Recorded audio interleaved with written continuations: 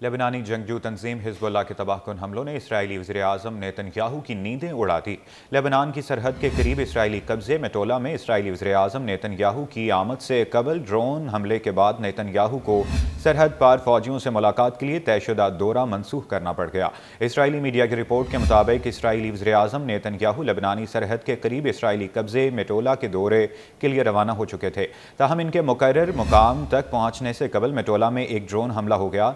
Media report के मुताबिक Israeli वज़ीर-ए-आज़म के दौरे के लिए मुकर्ररा वक्त से 20 मिनट कबल ड्रोन धमाका हुआ। हिजबुल्लाह की जानिब से किए गए ड्रोन हमले के बाद वज़ीर-ए-आज़म नेतन्याहू ने लेबनानी सरहद के करीब इसराइली कस्बे मेटोला में फौजियों से मुलाकात करके तयशुदा अपना दौरा मनसूख कर दिया।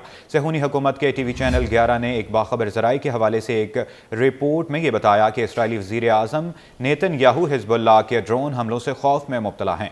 टीवी चैनल की रिपोर्ट के मुताबिक नेतन्याहू ने एक निजी मुलाकात में कहा कि अगर अब कोई ड्रोन कैंसेट के इमारत से टकरा गया तो हम कहां जाएंगे। इस बाखबर जरिए के मुताबिक नेतन्याहू ने भी ये कनेसेट का इजलास किसी और जगह क्यों नहीं मुनक्किद किया। इससे कबल सेहूनी हुकूमत के ज़राए इब्लाग ने इतला दी थी कि इसराइली काबीना का हफ्तावार इजलास सिक्योरिटी मसाइल और मुमकिना हमलों के खदशे के पेश नज़र किसी और जगह पर मुंतकिल कर दिया गया।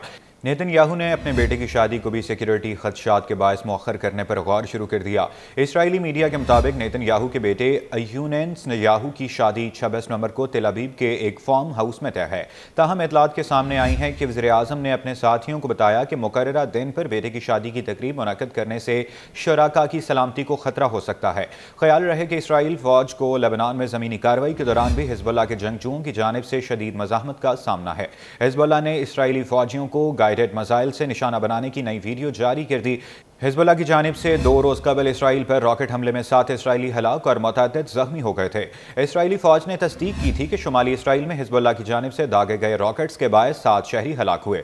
इन हमलों को इसराइल की जानिब से लेबनान में फौजी कार्रवाइयाँ शुरू होने के सबसे बड़ा हमला करार दिया। शुमाली मकबूजा फ़लस्तीन के इलाके अल जलील पर भी हिजबुल्लाह ने वसी मिसाइल हमला किया था। सेहूनी मीडिया ने एतराफ़ किया था कि हिजबुल्लाह ने शुमाली मकबूजा फ़लस्तीन पर वसी मिसाइल हमले किए और सिर्फ एक हमले में कम से कम 9 सेहूनी ज़ख्मी हुए। इब्रानी मीडिया के मुताबिक शुमाली मकबूजा फ़लस्तीन के इलाके अल जलील पर कम से कम 30 मिसाइल फायर किए गए थे।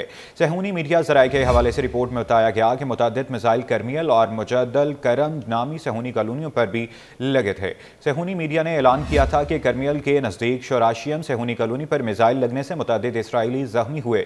इसके साथ अल जलील के इलाके करमियल, कुफर फारदियम और मालूते तरशिहा नामी सेहूनी कॉलोनियों में खतरे के सायरन बजने की आवाज़ें भी सुनी गई थी। हिजबुल्लाह की जानिब से जारी बयान में कहा गया था कि इसके तबाहकुन हमलों में कई इसराइली हलाक और ज़ख्मी हुए, जबकि कई मकामात में आग लग गई थी। एक और वाक़े में लेबनान से फायर किए जाने वाले रॉकेट्स वस्ती इसराइल के रिहायशी इलाके में गिरने से 19 फराद ज़ख्मी हो गए थे।